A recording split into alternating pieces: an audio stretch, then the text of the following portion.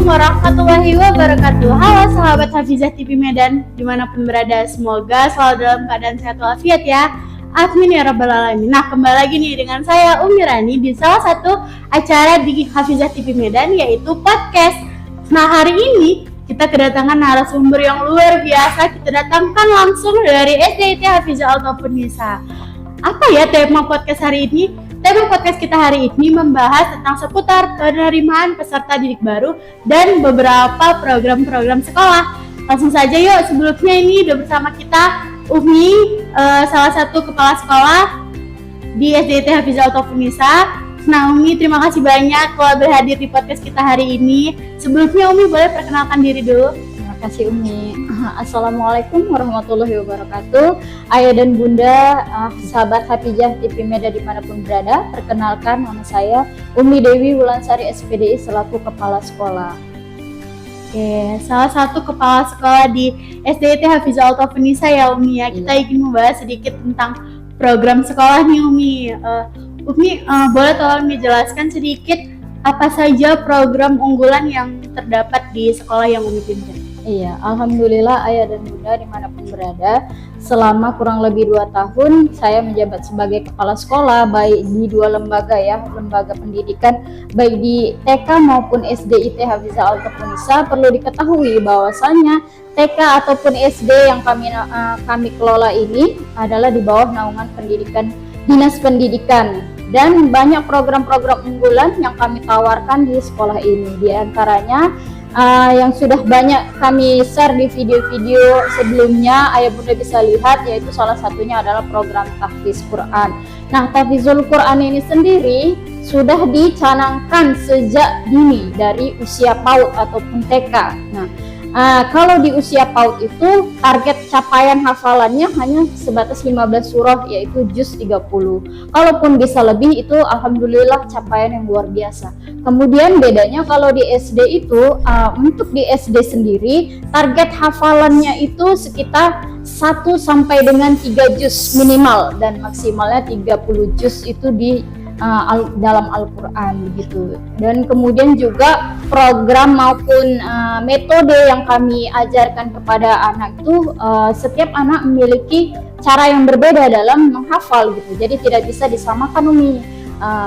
Setiap anak itu kan memiliki cara belajar yang berbeda nih. Jadi kalau si A dia mungkin modelnya dia menghafal berulang, nah kalau si B mungkin yang model menghafalnya dia mendengar gitu. Jadi kita tidak bisa paksakan anak menggunakan satu metode saja gitu. Jadi kita harus kenali dulu karakter si anak ini bagaimana. Nah itu mulai dari satu pertemuan selama kurang lebih 1 bulan atau sampai 3 bulan, itu kita mengetahui karakter si anak itu bagaimana dia dalam menghafal Al-Quran tadi. Nah kalau kita sudah tahu karakter dan model belajar si anak tadi dalam menghafalkan tadi, nah kita bisa mengarahkannya. Kemudian kita juga ada namanya program pendampingan di luar dari jam belajar, yaitu home visit. Nah jadi untuk mencapai suatu keberhasilan dalam pembelajaran itu sendiri, ayah bunda perlu ketahui bahwasanya tidak bisa hanya dengan satu arah saja. Diharapkan hanya guru, orang tua mungkin kebanyakan selama ini hanya menilai bahwasanya anakku sudah disekolahkan di sekolah yang favorit, sekolah yang benefit, dan mengharapkan hasil yang luar biasa. Tidak bisa seperti itu, dan itu dibutuhkan kerjasama antara dua belah pihak, antara orang tua dan guru. Jadi untuk itu supaya maksimal ini hasil belajar daripada si Ananda tadi, perlulah dilakukan pendampingan di luar jam belajar, yaitu tadi kunjungan dari satu rumah ke rumah siswa yang lainnya. Nah di situ akan diinformasikan kepada wali murid bagaimana perkembangan Ananda selama di dalam sekolah, bagaimana perkembangan Ananda belajar selama di rumah, dan lain sebagainya. Nah dari program home visit itu nanti akan terlihat perubahan yang signifikan, dan orang tua juga bisa memantau. Nah bagaimana sih anakku selama di sekolah, dan bagaimana guru juga tahu nih bagaimana keseharian Anda selama di rumah. Jadi kalau sudah ada komunikasi yang baik tadi, insya Allah hasil belajar ataupun program capaian kita tadi tercapai begitu. Itu hanya daripada salah satu program unggulan kita, itu tahfizul Quran. Kemudian ada banyak lagi yang mungkin kalau dijelaskan satu persatu di sini akan memakan waktu yang cukup banyak ya. Nah, ini salah satu saja yang saya paparkan. Kemudian juga kita ada namanya program Islamic Parenting. Nah, pada saat zaman sekarang nih Umi, kita tahu ya bahwasanya orang tua banyak yang resah ini karena pengaruh gadget, karena pengaruh lingkungan juga, kemudian pengaruh pertemanan dan lain sebagainya gitu. Jadi dengan adanya program Islamic Parenting tadi ini adalah kita berharap bahwasanya nanti orang tua juga dapat mendidik, atau nama lain dari Islamic Parenting itu adalah pola asuh secara Islami. Nah, kita mengajarkan, kita membimbing anak-anak bagaimana sih kita juga memberitahu dan mengarahkan ke orang tua, sama-sama belajar bagaimana sih cara membimbing, mendidik dan pola asuh anak gitu yang baik gitu. Kita juga tidak bisa serta-merta memaksakan kehendak kita sebagai orang tua. Kita harus anak harus pintar. Orang tua menginginkan anak harus hafal, anak harus menjadi hafiz Quran. Belum tentu juga Umi ya. Tapi karena di sini punya target capaian harus hafiz, alhamdulillah insyaallah ya Umi. Semua alumni yang nantinya tamat dari SDIT dan TKIT Hafizah Al-Tafnisa ini paham dan bisa hafal juz 30 itu insyaallah ya. Minimal 3 juz begitu. Nah, itu tadi Islamic Parenting tadi perlu ya diadakan, dan saya rasa baru sekolah ini yang mengadakan program Islamic Parenting tadi Umi. Jadi setiap tahun tuh kita ada program Islamic Parenting, kita hadirkan antara orang tua dengan anak. Nanti kita sharing bagaimana pola asuh, bagaimana tingkat kesadaran Ananda, bagaimana Ananda berperilaku sopan kepada orang tua, begitu dan seterusnya. Itu nanti banyak dibahas dalam program Islamic Parenting. Kemudian juga kalau di dalam mata pelajaran sendiri Ayah Bunda, kita ada namanya bidang studi ataupun program tambahan, yaitu kegiatan inspiratif. Itu nama lain dari kata life skill. Nah, life skill itu artinya adalah keterampilan Umi. Jadi seperti itu. Kalau supaya dimengerti Ayah Bunda di rumah ini ya kan, makanya kita membahasakannya yaitu program kegiatan inspiratif gitu. Sebenarnya kalau nama trennya itu life skill ya Umi.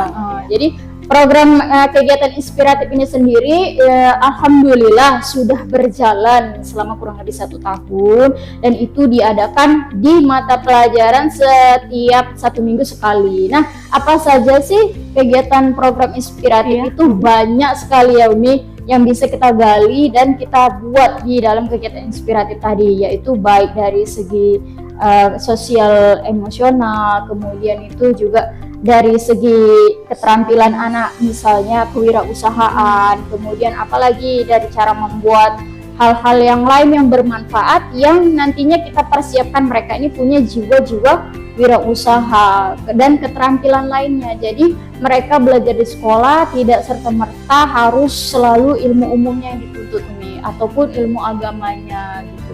Jadi mereka juga kita persiapkan agar memiliki kemampuan dan keterampilan. Agar apa? Supaya ketika tamat nanti mereka bisa berpikir bagaimana sih aku punya jiwa wirausaha gitu ya Mi. Saya punya jiwa wirausaha untuk bisa mengembangkan bakat yang ataupun potensi yang mereka miliki. Nah, bisa saja dari kegiatan inspiratif ini Ayah Bunda perlu ketahui, nanti Ananda sedikit demi sedikit mereka akan memahami dunianya sendiri gitu. Dalam artian kata aku hobinya di mana, seperti itu. Nah, kalau si anak sudah kenal dengan potensi dirinya, nah guru di sini tugasnya adalah membimbing siswa. Oh, si A potensinya adalah di menggambar atau mewarnai misalnya, seperti si B life skill-nya di mana? Oh, di jiwa usaha atau berdagang, seperti itu gitu. Itu baru beberapa program unggulan ya Umi ya. Sangat banyak, bahkan sangat menarik, cukup sangat menarik. Saya tertarik sekali untuk mengikuti SD lagi nih Umi, untuk tahu lagi dari awal gimana life skill saya bisa diasah lagi ya Umi. Karena dulu tuh mungkin di sekolah-sekolah lain bahkan belum ada ya Umi ya. Iya, benar. Oke, itu hanya beberapa Ayah Bunda, beberapa program unggulan dari Sekolah IT Hafizah Al-Tafnisa. Nah, Umi tadi juga Umi udah jelasin nih sedikit target capaian yang dicapai untuk siswa-siswi kita ya Umi. Selanjutnya selain dari tahfizul Qur'annya, apalagi kira-kira Umi target capaian yang lain? Target capaiannya selain itu diharapkan siswa-siswi yang tamat baik TK maupun SD IT Hafizah Al-Tafudisa ini diharapkan mereka dapat berbahasa Arab dan berbahasa Inggris Umi. Jadi targetnya adalah kalau bahasa Inggris itu bahasa Inggris dan bahasa Arab siswa bisa hafal 10.000 kosakata, 1.000 kosakata gitu. Jadi kalau bahasa Inggris itu kita sebut dengan vocabulary ya Umi. Kalau dalam bahasa Arab itu mufradat gitu.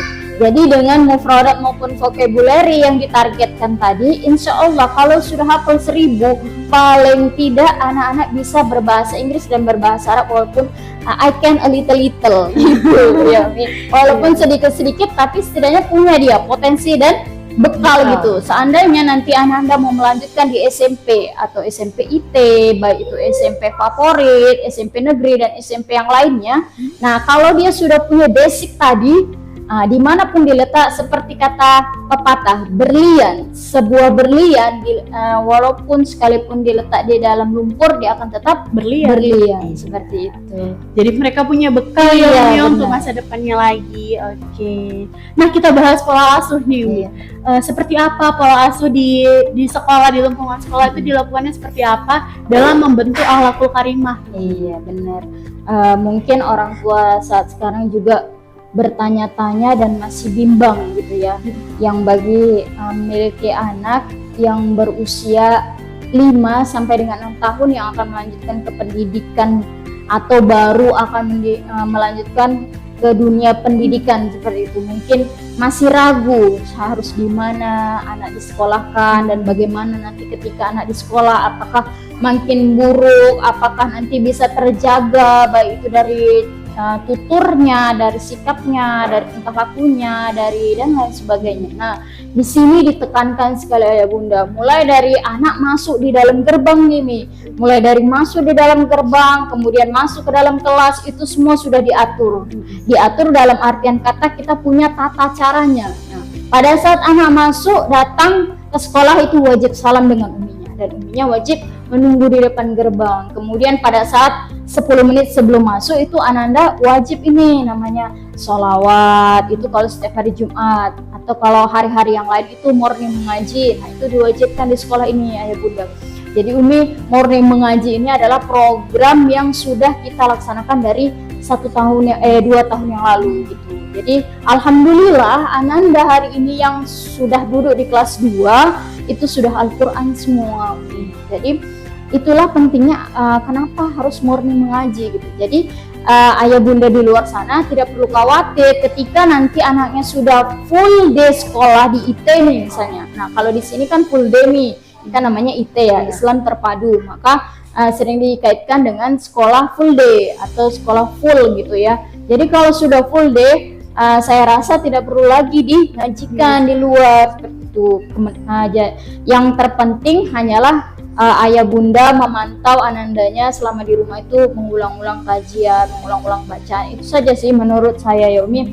Jadi dari morning mengaji itu terpantau ananda sampai di mana dia target mengajinya, dan alhamdulillah di kelas 2 sudah naik Al-Quran semua. Kemudian dari tata cara bahasa, kemudian berperilaku dan sopan santun anak-anak itu selalu kita ingatkan setiap hari gitu. Kalaupun misalnya ada yang suka masih ke ceplosan ini ya Umi, nah itu selalu diingatkan. Dan perlu dipastikan bahwasanya di sekolah ini bunda tidak ada namanya jenis hukuman, apalagi hukuman fisik, apalagi hukuman secara yang dapat merusak mental ya Umi. Walaupun dengan kata-kata yang menjatuhkan mental itu sangat tidak dianjurkan, sangat diharamkan di sekolah. Jadi kalaupun si ananda nanti melakukan kesalahan atau seperti berkelahi, kemudian apalagi tidak mengerjakan tugas atau terlambat datang, nah itu tidak ada hukuman fisik. Dia hanya berupa teguran Umi ya.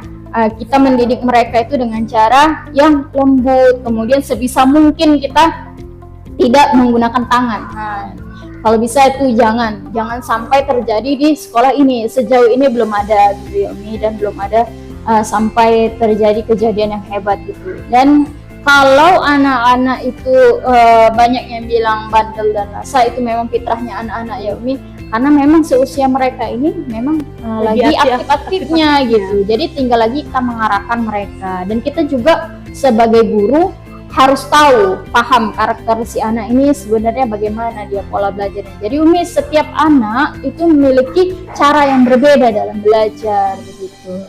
Jadi kalaupun ada kesalahan yang dibuat oleh siswa tadi, itu hanya berupa teguran. Kalau ditegur tidak bisa juga, kita panggil orang tuanya. Jadi ada proses pendampingan orang tua. Nah kalau udah fatal kali ya itu nanti ada mediasinya seperti itu. Jadi kalau di sekolah ini ayah bunda kita anti bullying. Jadi kalau ada anak-anak yang kedapatan gitu mengejek atau membuli, nah itu perlu diproses.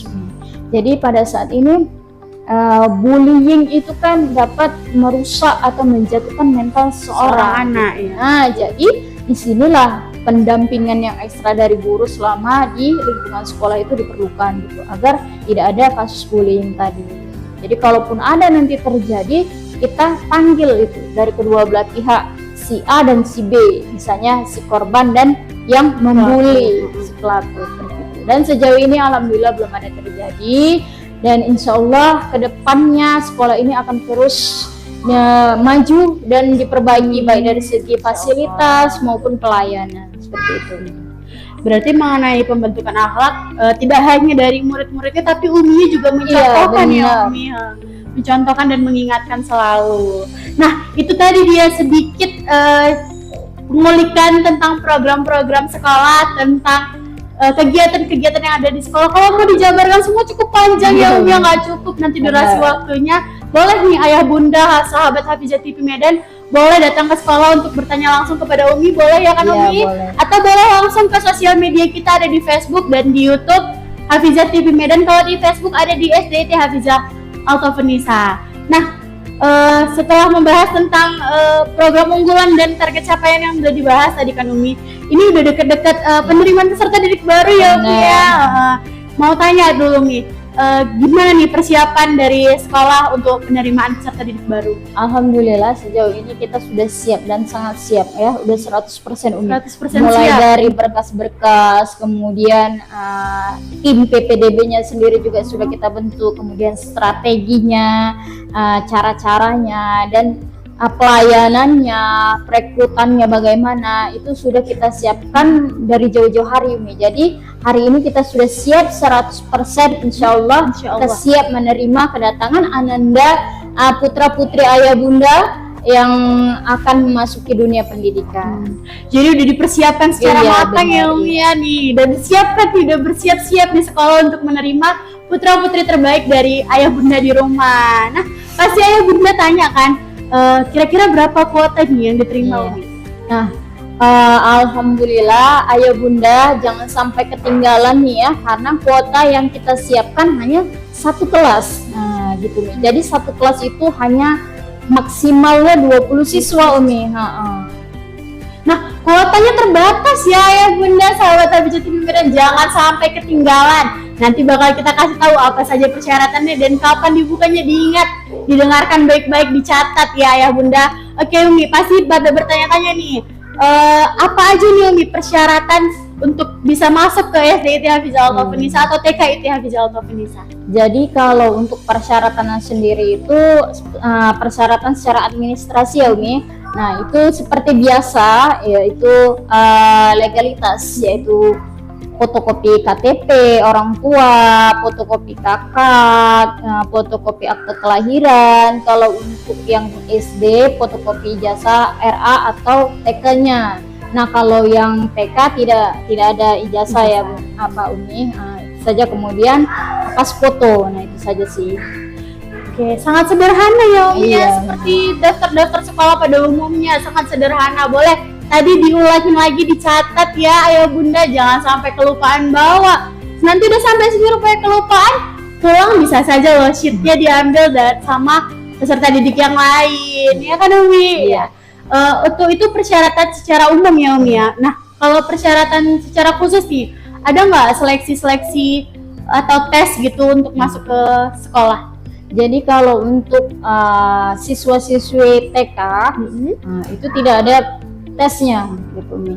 Jadi karena kan peraturan dari Kemendikbudristeknya sendiri telah mengeluarkan undang-undang bahwasannya untuk anak di usia PAUD sampai dengan SMA itu dilarang diadakan tes kalistung. Nah, jadi ayah bunda perlu ketahui juga bahwasannya anak-anak yang akan memasuki di dunia PAUD ataupun lebih tepatnya di TK ini tidak dipaksakan untuk bisa kalistung. Jadi namanya dunia TK ini, dunia PAUD ini adalah dunia bermain ya Umi. Dan anak itu ada waktunya pintar gitu. Jadi kita sebagai orang tua tidak bisa memaksa anak harus bisa baca, apalagi anak harus bisa berhitung.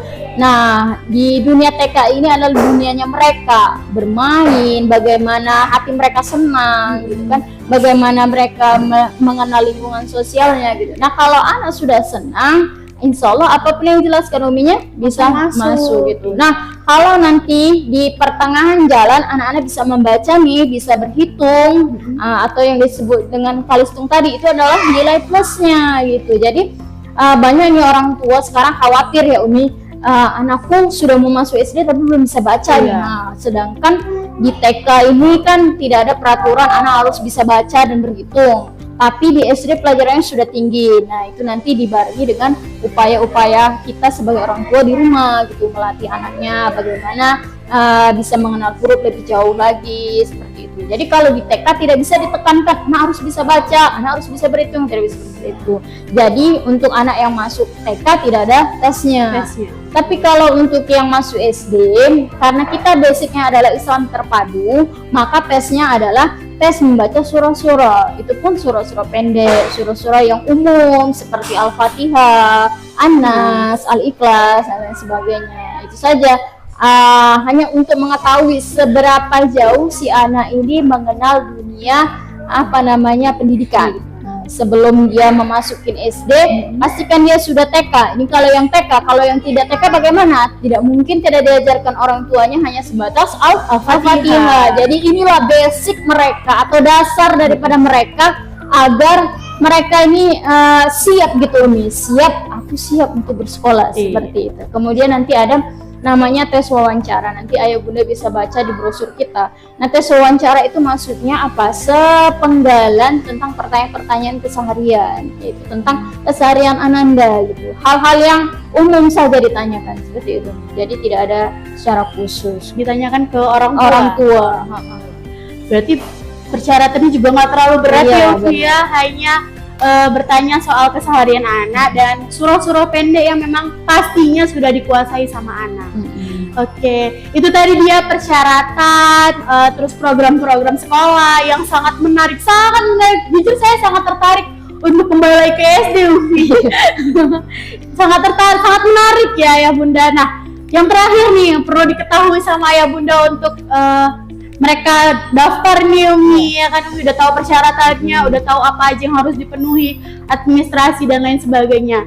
Yang paling penting ini Umi yaitu kapan ini Umi dibuka tanggal penerimaan peserta didik barunya. Alhamdulillah untuk gelombang atau sesi pertama Umi kita sudah buka dari tanggal 1 November ini. Jadi untuk gelombang 1 ini dibuka dari November sampai Desember. Jadi akhir Desember nanti kita tutup gelombang pertama. Apa sih keistimewaannya? Nanti bagi 10 orang tercepat ini yang mendaftar pertama akan dapat cashback. Apa itu namanya door prize nih. Nah, door prize-nya itu nanti hadiah itu disiapkan dari kita. Kemudian orang tua nanti cabut nomor seperti itu. Nomor berapa yang didapat? Nah, dapatnya apa saja? Nah, itu nanti sudah disiapkan oleh pihak sekolah. Jadi ayah dan bunda segera datang ke sekolah untuk cepat-cepat mendaftarkan putra-putrinya. Nah, mungkin nanti ada pertanyaan Umi, kalau belum ada dana ini atau belum ada uang ini gimana mau daftar atau nanti dulu. Kalau nanti dulu takutnya kuotanya habis gitu kan. Jadi kita bisa menerima Ananda itu dalam artian kata di situ ada tanda jadi Umi. Ada booking set namanya ya. Jadi ayah bunda tidak perlu khawatir harus membayar cash di awal gitu. Jadi Mi nanti orang tua bisa datang ke sekolah, membayar pendaftaran sebesar 100.000 itu kalau untuk yang SD. Kalau untuk yang TK itu sebesar 50.000 sebagai tanda si anak sudah booking tempat gitu. Jadi karena kita kuotanya terbatas, hanya satu kelas, jadi siapa cepat dia dapat nih Mi. Jadi kalau misalnya nanti terlambat mendaftar, ya mohon maaf sekali ya kan Umi, karena tempat yang kita sediakan juga sudah penuh gitu ya. Jadi bukannya kita menolak siswa gitu ya Umi, kita juga terbatas tempat seperti itu. Jadi jangan khawatir harus membayar penuh gitu. Yang penting datang dulu. Kalaupun mau bertanya informasi, insya Allah nanti panitia tim PPDB kita melayani dengan sepenuh hati seperti itu kan. Nanti cukup bayar uang booking seatnya tadi atau tanda jadinya, kemudian ayah bunda bawa pulang formulir. Setelah itu nanti dikembalikan formulirnya setelah diisi. Nah, nanti uang pendaftarannya itu bisa dibayar 2 kali atau 3 kali begitu Mi. Jadi meringankan orang tua juga. Dan saya rasa untuk sekelas kita, startup kita di Tanjung Morawa ini adalah IP kita yang paling terjangkau gitu, baik dari sisi biaya pendidikan. Walaupun harganya terjangkau, tapi kualitas kita tetap yang paling utama. Dan alhamdulillah sekolah ini juga sudah diresmikan oleh Bapak Wakil Bupati Deli Serdang, yaitu Bapak Haji M. Ali Yusuf Siregar, yaitu tepatnya pada tanggal 26 Juli 2021. Jadi alhamdulillah untuk secara legalitas sekolah ini sudah resmi ya kan, sudah terpenuhi semua sudah lengkap, baik dari izin SIOP-nya, NPSN-nya, kemudian apalagi NSS-nya. Jadi kalau mungkin ya ada yang bertanya-tanya, itu kan sekolah baru, bagaimana kredibilitas sekolahnya? Mungkin ya, mungkin masih ada yang takut nanti sekolahnya tidak diakui, tidak ada ini, tidak ada itu. Jadi daripada berasumsi yang negatif, lebih baik bertanya dan datang langsung ke sekolah, karena insya Allah akan kami jawab semua pertanyaan-pertanyaan ayah bunda yang masih ragu atau meragukan, dan semuanya sudah tuntas ya Umi soal izin-izin itu. Jadi untuk masalah gurunya juga kita sengaja nih pilih guru-guru yang muda-muda, yang fresh, yang energik, yang kreatif, kemudian inisiatif, pokoknya yang the best lah gitu ya Mi. Karena kalau masih muda ini kan geraknya, energinya masih full ya Mi, ibarat baterai masih 100 seperti itu.